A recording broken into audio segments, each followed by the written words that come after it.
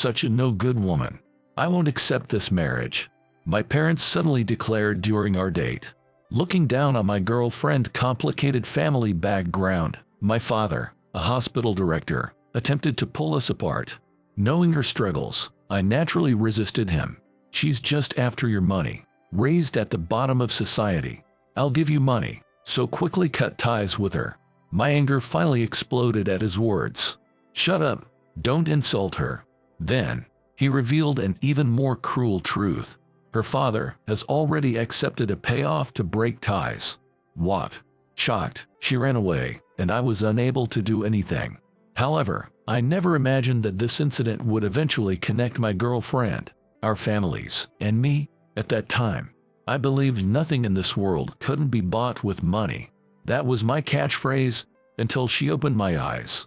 My name is Michael, currently 25 years old. Born into a family of doctors generation after generation. My father is the director of a major hospital.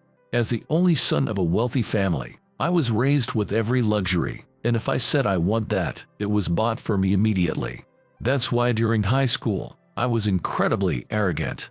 "Look, it's your birthday today, right? Here you go." "Thanks."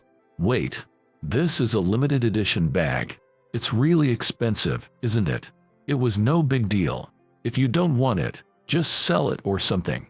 "I want it, I want it." "Oh, Michael, I love you." How easy it was. Even women not interested in me would quickly change their tune when faced with expensive gifts. I found it amusing to watch and tossed around designer bags and jewelry. Of course, some people were resentful of this behavior. Everyone's happy, so what's the problem? If that's the case, why don't you give gifts that'll outshine mine? Typically, they would back down with frustrated faces. Because no one around me had more money than I did. Even hearts that they couldn't obtain, I could buy with the power of money. So, wasn't there nothing that couldn't be bought with money? With this mindset, I went to college. Naturally, I attended a prestigious university's medical school. More and more women flocked to me, fussing over me without any effort on my part. In return for their approaching, I generously distributed the designer goods I had amassed. It was a true win-win situation for everyone involved. But after 2 years of this routine, I found myself completely bored. "Michael, you've been all about studying lately, haven't you? You need to take a break sometimes." "Yeah, maybe next time. You know, unlike other girls, I'm really worried about you, Michael." Other girls said the same thing. "Only I'm concerned about you." I left behind that girl who was in a stuck expression, whose name I couldn't even remember. As I walked away, I thought to myself, boring. Everyone seemed so similar, like close-spec robots. They'd show a happy face when shown expensive things, and a disappointed one would not. That was my arrogance. The one who taught me this was a woman reputed to be the most beautiful in the university. She was different from all the other women. "Hey, you're Ashley from the psychology department, right?" As she turned around with her long hair swaying, I remember being struck breathless for a moment. It was because of her eyes, shining like jewels, staring straight at me. "Yes, that's right. Do you know me?" "You know, from the medical department." I stumbled over my words, unusually for me, because she was more beautiful up close than I had imagined. Her dignified appearance, with long eyelashes and large eyes, etc. Even though she was definitely beautiful, she didn't come across as flashy. Instead, she exuded an elegant and gentle aura. How beautiful, I thought, feeling this way about a woman for the first time. And for the first time, I received such a reaction. "I'm sorry. I don't know who you are." "What? I have a lecture now." "Excuse me." She said so and walked away gracefully, leaving me in surprise. It was as if I hadn't made any impression on her at all. She doesn't know me. I couldn't believe that someone didn't know me, as I was quite famous in the university at the time. I thought that someone as famous as she would be a good match for me. Back then, I truly believed that. What's that about? This incident severely stung my pride, and I made a strong resolve. I would definitely make her, Ashley, fall in love with me, unaware that such a notion would soon shatter. "I noticed it yesterday, but Ashley, you use such a worn-out bag. Don't you want a new one?" From the next day, I began looking for Ashley on campus. When I found her, I subtly hinted at my wealth, just as I did with other women. However, her response was unexpected. "No, I like this one. Besides, it's still usable." What? I thought any woman would instantly say, "I want it." Contrary to my expectations, her answers were always like this. Despite being beautiful, she dressed modestly, using old things for a long time. What an odd woman. But surely she must be hiding her true desires.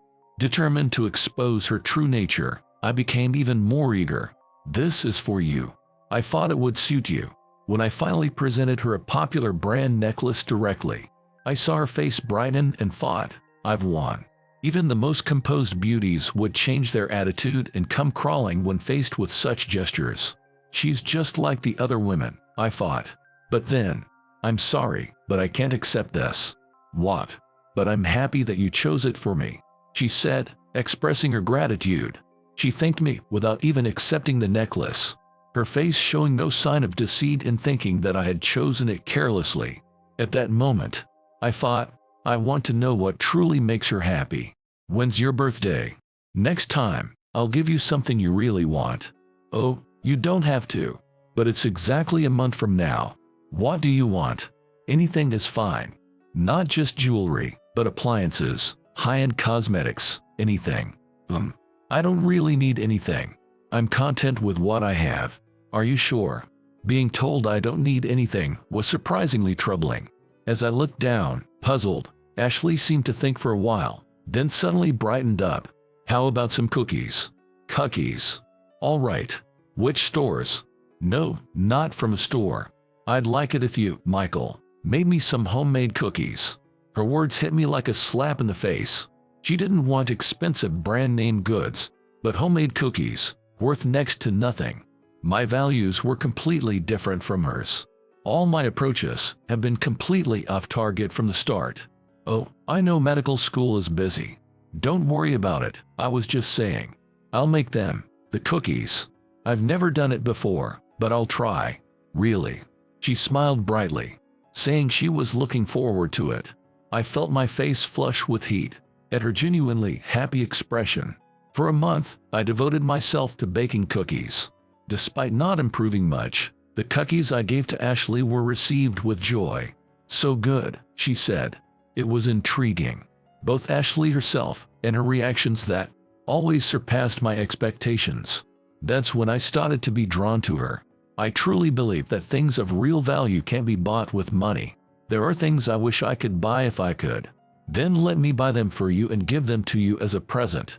You can't. There are things that even you can't buy, absolutely. Such things exist. I was surprised, but somehow it made sense. No matter how many expensive items I showed her, she never seemed pleased. It was like I couldn't buy her heart. Maybe she was right. There are things that money can't buy, that made me want them even more. "Ashley, please give me a chance.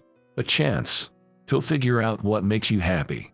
I want to move your heart with my own efforts, not with my parents' money. If I manage that, then will you go out with me?" I extended my hand to her. My face was burning, my heart racing like it would burst. It was a first for me, and I realized how little I knew about the world and how presumptuous I had been. Eventually, she smiled, reminiscing about that time. "I'm sure I'm the only one in the world who has received such a happy confession. Like the birthday cookies, it was a heartfelt and wonderful gift. I think I already liked you then, Michael." Of course, my feelings grew stronger after that. Ashley, bashfully returning a confession I never expected, after 5 years. She achieved her dream of becoming a clinical psychologist and now works in a hospital, caring for the mental health of patients. She looks even more radiant than before, vibrant in her work. I find myself falling for her even more. She awakened me from my arrogance and taught me something very important. She's the most precious person in the world to me. I plan to express this to her properly, perhaps during a proposal. "Ashley, just wondering, but what's your idea of a perfect proposal?" "A proposal? Just hypothetically. Like what kind of scenario you'd like or dream about?" "Oh, hypothetically, right." I was quite serious about proposing to her, maybe even tonight, but she seemed relieved. almost as if she was glad not to be proposed to just yet. The real reason became clear soon after, when she invited me to her home for the first time. She looked serious. "Please, come in." "Thank you, I will." Nervously, I stepped into her house, and instantly, a recent memory flashed back to me. I had just received my medical license and was working as a trainee doctor at my family's hospital. Recently, I had treated a patient brought in by ambulance. The smell I detected then was unmistakably emanating from this apartment. "Ashley, your family." "My father. We've been living together for 10 years. "Excuse me." I took off my shoes and walked in. Then, I found the source of the smell. "Who are you?"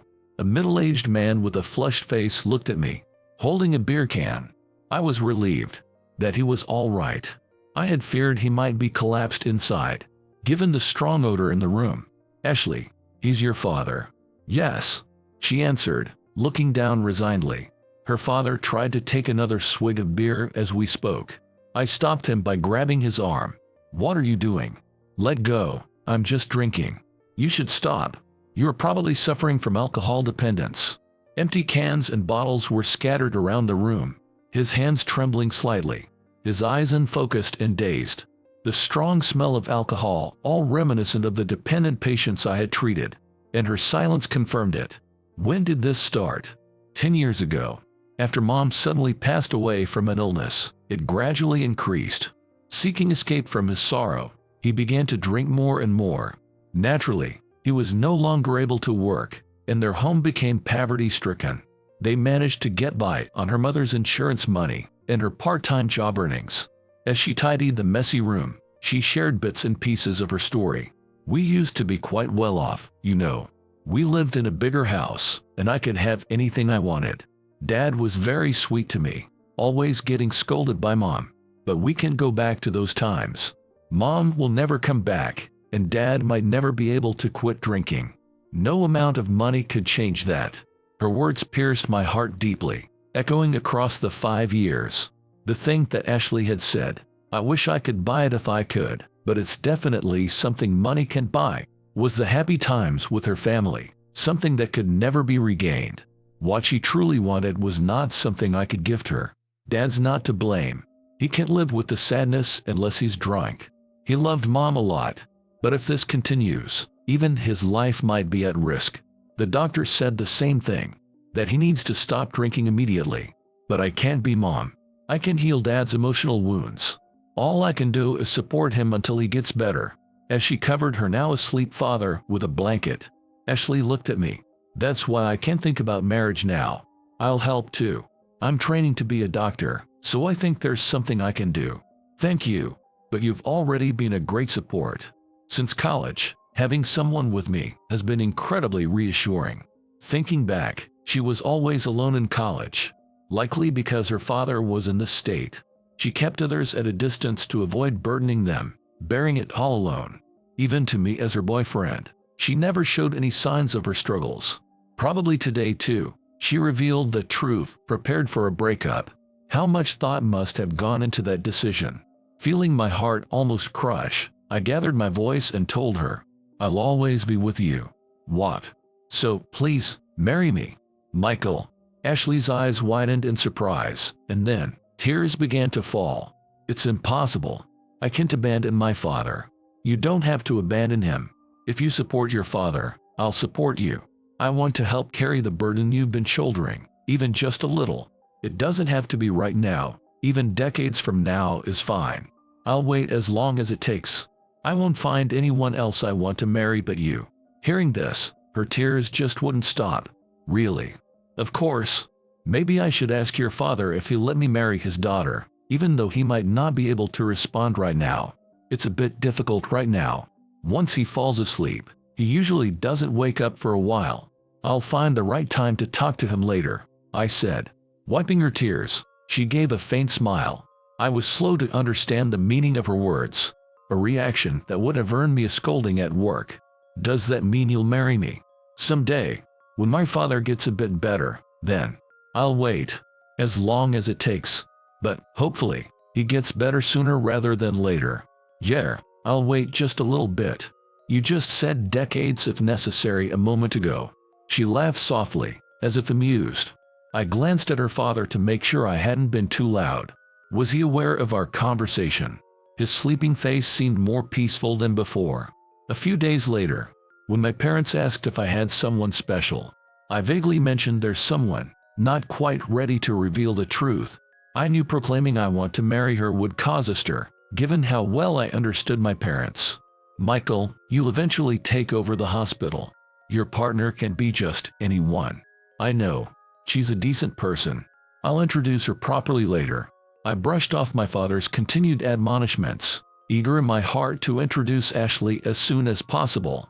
There's no one more admirable and respectable than her. Even my parents wouldn't know someone who could surpass her. But it was a mistake to even hint at her existence. If I hadn't, perhaps Ashley wouldn't have decided to break up with me. It happened on a rare day out in town. Ashley, what do you want for lunch? Let's go to your favorite place. Michael, you always say that. Sometimes it's okay to choose a place you like. I want to know what you like. Especially before we get married, I want to know more. Really. Then, for a change, I'll choose. While we were having such light-hearted conversation, they suddenly appeared behind us. We will not allow this marriage, Michael. What? Surprised by the voice, I turned around to find my parents standing there with stern faces. Dad, Mom, why are you here? So you're Ashley. Just as we were told. My mother scrutinized Ashley from head to toe, then sighed dramatically. What report? Before we could exchange a glance, my father grabbed my arm and roughly pulled me towards them. Michael, hey, what's wrong? Look at that. Didn't I tell you not to choose someone inappropriate? What? My father, looking exasperated at me, glared sharply at the confused Ashley. Let's go home, he said, gripping my arm and starting to walk. Hey, let go. What's this about? She's not suitable. Such a poorly raised girl. What? Ashley was being insulted. Anger surged within me, and I shook off my father's hand with all my might. What do you mean by that? Exactly what it sounds like. A woman who might become part of our family. Of course, we conducted a background check. My parents looked almost puzzled at my reaction. Then it hit me. The reason they suddenly asked if there was someone special in my life. She's not poorly raised. That's exactly what she is. Raised in a single-parent household with an alcoholic father. We stopped our investigation with the detective agency once we heard that. Any more would have been a waste of time. And look at you, walking next to Michael, dressed so poorly. Couldn't you find anything decent to wear? Don't be ridiculous. She's probably too poor to afford new clothes. I barely managed to suppress the urge to strike my own parents. If I was raised by people like them, it's no wonder I was such a terrible person in the past. But it was Ashley who changed me. Enough. She's the one I'm seriously considering marrying. I glared at my parents, filled with righteous anger. But even that did not get through to them. You're so obstinate, Michael. Haven't we been saying we won't allow it? Give it up, Michael. She's not the right level for you. My parents scoffed at my determination. My father then uttered the most unforgivable words I had ever heard. That low-class girl, approaching you for your money. As expected, poor people are despicable. What did you say? Better to sever ties with her quickly. A little hush money should suffice for her to agree. Shut up. My anger reached its peak, and I lunged at my father. Ashley was not low-class, nor was she with me for money. Even if she wasn't wealthy, her heart was far purer than theirs. I demanded an immediate retraction, shaking my father in rage, until Ashley intervened. Michael, stop. Ashley, why? He said something unforgivable. But he's your father. It's not right. Her tearful face shook her head, her kindness bewildering me. My anger subsided. However, my father cruelly trampled on that kindness. Your father already accepted the severance money, he said to Ashley. What? We went to that dingy apartment before coming here. He was very happy about the liquor money. He sneered. Ashley went pale, whispering no way. Then, I'm sorry. Ashley. She runs off with tears. As I tried to follow her, my father grabbed my shoulder, holding me back. Let her go. You've been discarded. That's not true. Ashley wouldn't. You'll understand eventually. We're going home now. Don't worry, Michael. We'll find you a more suitable girl, my mother added. If it's not Ashley, I don't want anyone else. My parents forcibly dragged me home, and I kept looking back in the direction Ashley had gone, filled with regret. Why didn't I run away with her when we encountered my parents? At least she wouldn't have had to cry then. And then, a few days later, just as my father said, Ashley broke up with me. It's because of those two, right? If that's it, then it's not.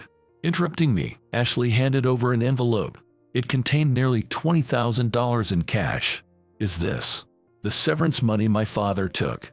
He'd already spent more than half of it, but this is what I can return now.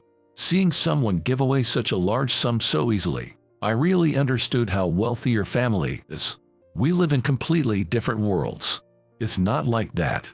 I thought you'd say that, Michael. But because you are who you are, I can't drag you into my and my father's problems anymore. I want you to be happy with a woman who can make you happy, because I love you. Smiling gently, she turned her back on me. I'll work and pay back the rest. I just came to tell you that. Goodbye, Michael. Ashley. No matter how much I called, she didn't stop. I wanted to throw the envelope on the ground in frustration. Even if I paid hundreds of times this amount, she wouldn't come back to me. What if? What's the point of all this? Money can't buy what I really want. I felt an overwhelming sense of emptiness. 5 years after our breakup, at the age of 13 now, I had taken over as the director of the hospital. Good morning, director. Good morning. Senior doctors and nurses greeted me in formal language, something I was still not used to. Good morning. Thank you for your hard work today. My awkward greeting was met with laughter. Amidst the teasing calls of "Keep it together, director," the hallway erupted into laughter. This had become a typical scene at the hospital, a sign that I was managing well enough. It all started about a year ago, when my father suddenly fell ill with a rare disease. I lacked as a deputy director for now. Despite the deputy director's words, my father adamantly refused to nod in agreement. My son will succeed me. Otherwise, I'll close the hospital. The hospital was in an uproar, as I was only 29 then and not yet. As a doctor, I was inexperienced, and the idea of managing hundreds of staff seemed impossible. Many senior doctors started preparing to leave, believing the hospital's end was near. So I begged to them, please stay and help me. I promised to respect the judgment of those on the front lines and the decisions of the executive team, led by the deputy director. I vowed not to misuse my power or change the hospital on a whim. I decided to take over the hospital to protect the employment of hundreds. I decided to follow in my father's footsteps to protect hundreds of employees and our patients. However, this was only in title. I still spent more time on the ground than in the director's office, and I didn't really feel respected. But that was a big success.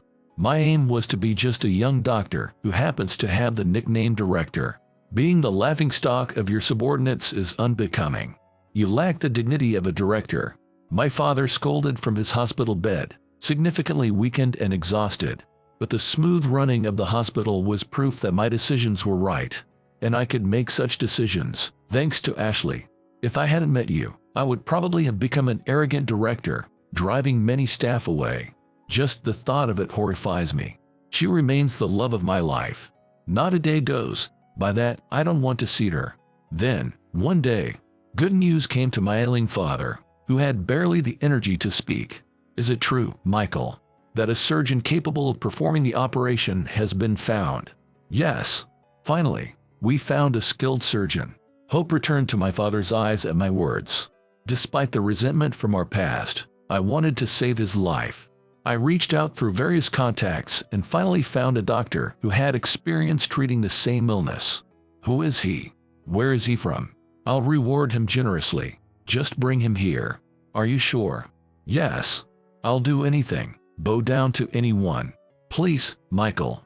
Seeing my father, once arrogant and domineering, now pleading and holding my hand was pitiable. I fulfilled his wish and called the surgeon. Please, come in. What? A man entered the room in response to my invitation, saying, "Excuse me." My father was speechless at the sight of him. Man, No, are you? Yes. It's been a long time. That's right. The skilled surgeon was none other than Ashley's father. He successfully performed many difficult surgeries and was once called God's hand, a famous doctor. However, he disappeared from the public eye until 5 years ago. 5 years ago, that means. My father realized with a start. Ashley's father lowered his eyebrows, smiling sadly. Back then, I was in despair. I drank daily, burdening my daughter constantly. I was indeed a worthless bottom feeder, as you said. My father looked down awkwardly as Ashley's father continued. He spoke of his past arrogance, believing money is everything, similar to my father. However, his life changed when his wife fell, and despite performing the surgery himself, he couldn't save her. This plunged him into despair and a life of alcoholism. No amount of money could bring my wife back. Losing her and my confidence as a doctor, I lost faith in everything, including money, and just drank away. Even after losing my job and being disowned by both families. Now you might understand a bit, right? No amount of money will make your illness disappear. But the biggest mistake I made 5 years ago was ignoring my daughter, who was always by my side. Your son made me realize that. Ashley's father turned to me, smiling gently. I apologize for my behavior back then. Thanks to Michael, I've sobered up and returned to medicine. He expressed apology to me, while my father watched, wide-eyed. What do you mean? We can talk about that after your life is saved. Let's begin now. We're running out of time. Yes. I handed him the patient's chart and joined him to support and learn from this legendary doctor. My father whispered faintly, "Please help me." Half a month later, thanks to Ashley's father's almost miraculous skills, my father's surgery was a success. Waking from anesthesia, my father immediately looked for him. "Doctor, I apologize for 5 years ago. I owe you my life. Please rest now. Don't be sorry. I'll pay anything. Even give you this hospital. You're my lifesaver. Thank you." My father, almost worshipping Ashley's father, was calmed by his laughter. "No need for thanks. But I can't be at ease like that." "Me neither. Please let us thank and apologize to you." My mother, accompanying my father, also pleaded with Ashley's father. He then looked at me, shaking his head. "No, I've already received my thanks from him." "From Michael? What does that mean?" He reminded me of something very important. Even with all the money in the world, without it, everything feels empty. I nodded, understanding his words, and recalled the events of 5 years ago. This situation after Ashley returned the severance pay and told me it was over. That was right after Ashley walked away from me. I encountered her right after she left. "What are you doing dressed like that?" "Ashley." Surprised, I ran toward the voice. There, she stood with a tearful face, confronted by her drunk father in a running outfit and underwear. "Where's my money, hun? My money. You chased me here dressed like that. It's gone. There's no more money. Give it back. It's my money. I can do whatever I want with it." "Ah." He grabbed her, causing her to lose balance. I caught her just in time. "Are you okay, Ashley?" "Michael, how come?" "Huh?" Ashley's father noticed me and started to laugh, reeking of alcohol. "So you're Michael. Thanks to you, I got to drink plenty. My daughter's stingy, doesn't give me much money. Found a good cash cow in you, didn't she? Your parents were generous, gave me a clean $40,000. What was it? Severance money. Keep it coming." Unaware of Ashley's shock, he laughed. Then, he uttered the words that infuriated me the most. "I'll keep drinking for life. Ashley, you'll take care of me forever, right? You're my daughter after all." "Dad," Ashley muttered in shock. I couldn't contain my anger. "Don't mess with me." I punched him, and he flew backward. Even after realizing what I did, I couldn't stop.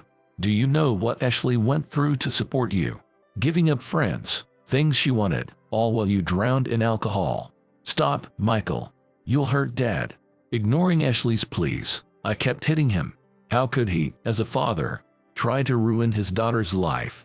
I knew how much she had sacrificed, which made it impossible to forgive him.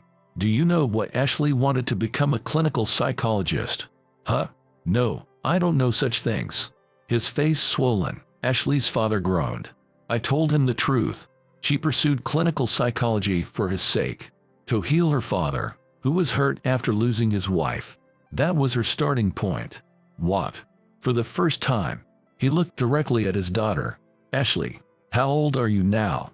I'm 25, Dad. It's been 10 years since Mom went to heaven. I graduated from high school and college and achieved my dream. 10 years. That's a long time. Yes, and it was tough for me during all those years. She unleashed her pent-up feelings on her father, tears streaming down her face. Soon, tears also started rolling down her father's cheeks. Yes, it must have been hard. Yes. Crying, she hit him with her fists. Her father silently accepted it. I put my jacket on his back.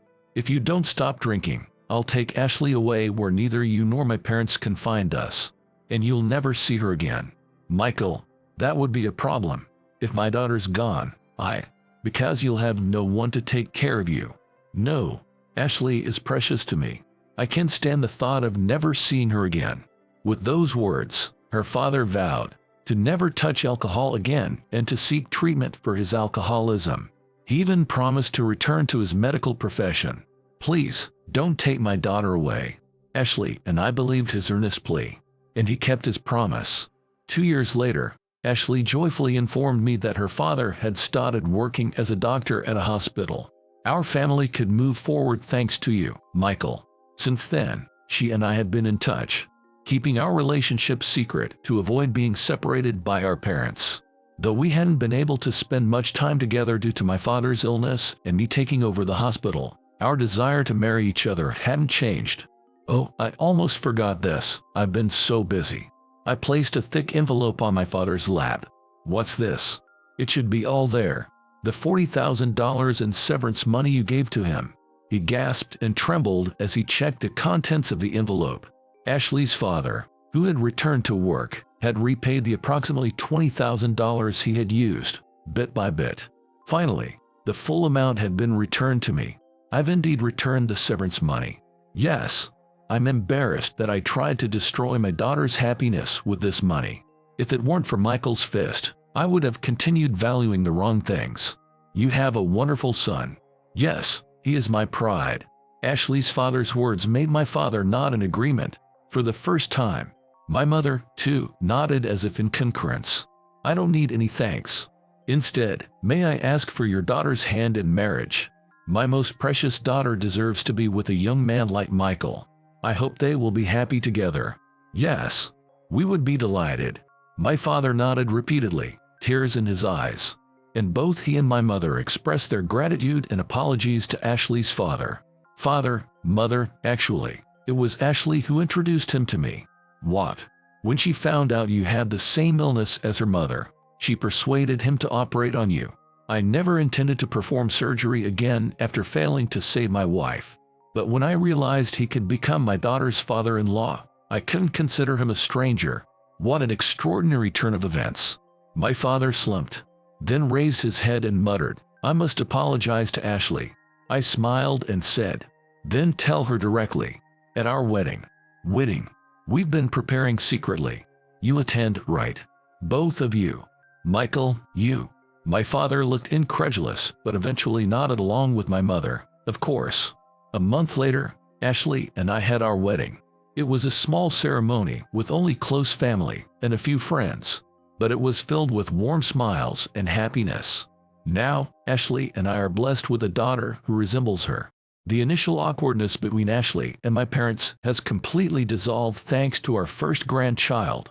Ashley's father continues to perform successful surgeries, and I deeply respect him both as a father-in-law and a fellow doctor.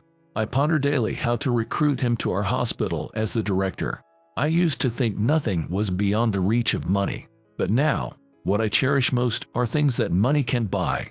My wife, daughter, and the happiness they bring me. They are my irreplaceable treasures, which I would never trade for any amount of money. Perhaps I have obtained the most valuable things in the world, because I feel so happy now.